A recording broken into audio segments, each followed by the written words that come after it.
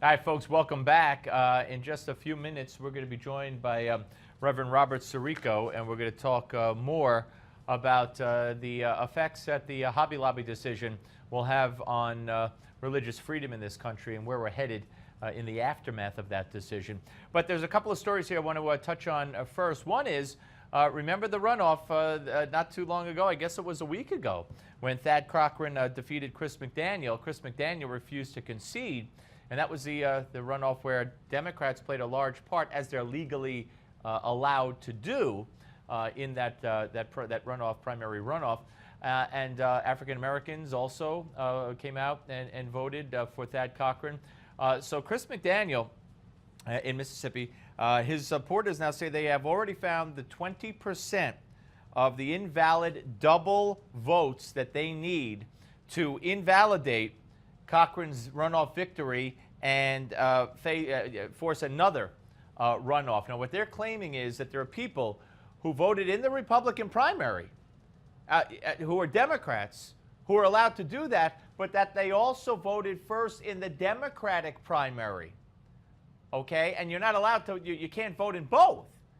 So now, of course, voter ID, as I made the point to J. Christian Adams, voter ID would go a long way towards, keeping track of who's voting and when and how and where, and make sure the right person is pulling the lever.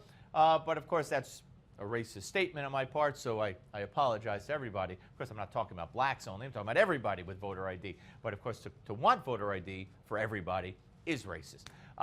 Anyway, so it's going to be very interesting to see if he could force another runoff, if the courts will back that up. And supposedly, the 7,000 vote margin will be invalidated. The votes that were cast by people who voted in both the June 3rd primary, which was the Democratic primary, and then voted again in the runoff. You can't do that. We shall see. And this interesting little story here, a Washington school district has complied with Michelle Obama's lunch rules, and one of the resulting consequences is that they have banned birthday cupcakes. This is out of Linwood, Washington. The First Lady worked with the federal bureaucrats, it says, to strictly limit what types of foods can be served in school cafeterias. Now the Edmonds School District in Washington State and others are cracking down on birthday cupcakes, ladies and gentlemen, and other sugary snacks that students bring from home under a directive from the Federal Lunch Police, according to news reports. And birthday parties in classrooms may be celebrated with non-food treats and favors for students. No food is allowed as part of a birthday celebration, according to a new Edmonds School District policy tied to the federal lunch rules. This according to the Herald. I'm not sure which Herald we're talking about, but I'm reading here from the Herald. Appropriate alternatives to food that may be shared on special occasions can be within the procedures the district website states. Instead of tasty cupcakes, students can now celebrate birthdays with gift pencils, some kind of frogs, and extra recess time. Yay! Well, speaking of food, we'll be back with more of the Steve Malzberg Show, but first, here's Dr. Chauncey Crandall with some cholesterol tips. What a natural segue.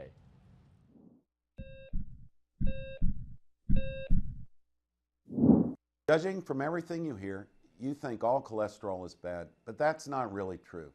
You need a certain amount of cholesterol to maintain good health. The problem is that too much cholesterol in your blood contributes to a plaque, a fatty substance that narrows the coronary arteries that feed blood flow to your heart. Picture your coronary arteries as a 4-lane highway. If one lane becomes blocked, traffic still flows well. 2 lanes, no major problem. But if a 3rd lane becomes blocked, that spells trouble. It's the same way with your coronary arteries. And when plaque slows their blood flow to your heart, this can even cause a heart attack. The good news is that when it comes to cholesterol, lifestyle changes can pay off big time. Even a small reduction in plaque can be like opening up another highway lane. Suddenly, blood flow that was stalled can go forward again. Changing your lifestyle does not have to be hard.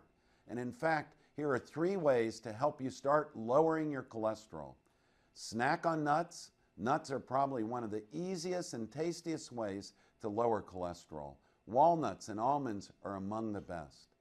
Bulk up your diet with fiber. Choose whole fruits instead of a fruit juice, brown rice instead of white, and if you're eating a baked potato, be sure to leave the skin on. Choose fish. Fish contains cholesterol-fighting omega-3 fatty acids. I'm Dr. Chauncey Crandall, and thanks for watching this Heart Health Minute. Remember, it's never too late to prevent or reverse heart disease. Right now, I invite you to discover your own risk for heart disease or even a heart attack by taking my quick, free online quiz at www.simplehearttest.com.